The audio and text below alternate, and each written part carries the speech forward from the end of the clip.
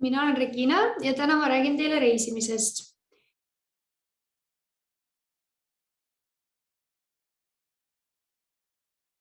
Mina reisin nii tihti kui võimalik, ehk siis enamasti koolivaheaegadel või siis pikematel nädalavahetustel.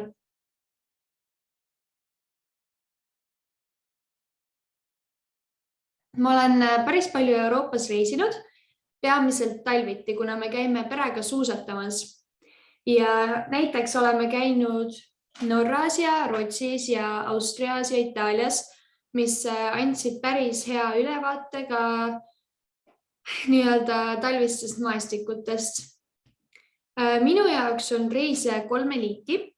Kas see on puhkusereis, kas see on spordireis või siis see on kultuurireis. Puhkusereis on minu jaoks kuskile soojale maale, näiteks Türgisse või siis Hispaaniasse või Itaaliasse kuskile soojale maale, peamiselt Vahemere äärde. Siis teine variant on sport, kus ongi peamiseks eesmärgiks kas siis suusatamine või siis näiteks mägedes matkamine. Mägedes ma ei ole matkanud, aga tahaksin. Või siis kolmas variant on kultuur ja sellel eesmärgil olen reisinud Peterburgi, Londonisse ja Pariisi.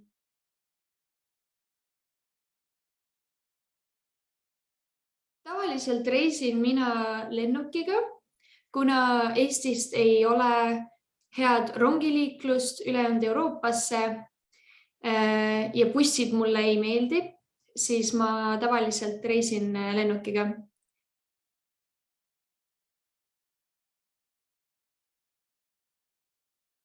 Ja kui ma reisile lähen, siis giidituure ma tavaliselt eriti ei võta, kuna ma tunnen, et suudan ise kava välja mõelda, et kuhu minna ja mida näha. Kindlasti mõnikord on giidiga märksa huvitavam, kuna tema teeb asju selle koha kohta, mida mina ei tea. Ja kindlasti annab palju mitmekülgsema ülevaate, kuid ei ole seni puudust tundnud giidituuridest.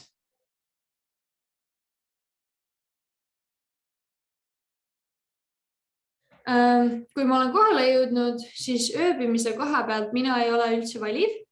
Kui me perega reisime, siis kindlasti on oluline hommikusöök ja mugav hotellituba ja kas siuksed asjad, kuid kui ma üksinda reisin, siis üritan võimalikult vähe raha kulutada ööbimise peale ning tavaliselt ööbin noorte hotellides, mis on tavaliselt palju madalama hinnaga. Ning söögi ja ööbimise pealt, need on 2 asja, mille pealt ma üritan kõige rohkem kokku hoida.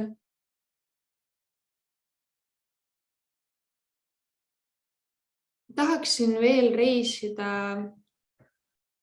Aasias, näiteks Tais ja Vietnamis võib-olla. Need pakuvad huvi mulle just nende teistsuguse kultuuri pärast. Ja kindlasti tahaks Ameerikas ja Kanadas ka käia, kuna ka neil on väga-väga erinev elustiil meie Euroopa omast, mis ma arvan avardaks mu silmaringi väga palju.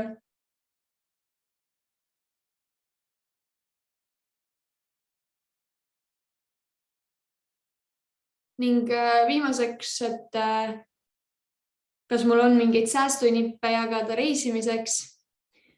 Mul ei ole konkreetselt mingelt säästunippe, kuid mina tavaliselt valin väga spetsiifiliselt välja, millele ma luban rohkem raha kulutada ja millele mitte.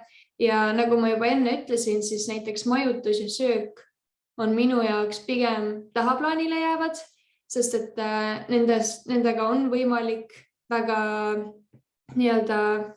väikese rahaga hakkama saada. Ja näiteks kui Pariisis on näiteks tasuta muuseumite külastus, siis kindlasti kasutada ära see, et kõikidesse muuseumitesse saab tasuta sisse, ehk siis tegelikult juba hoiab väga palju raha kokku. Ja vot, see ongi kõik. Aitäh teile!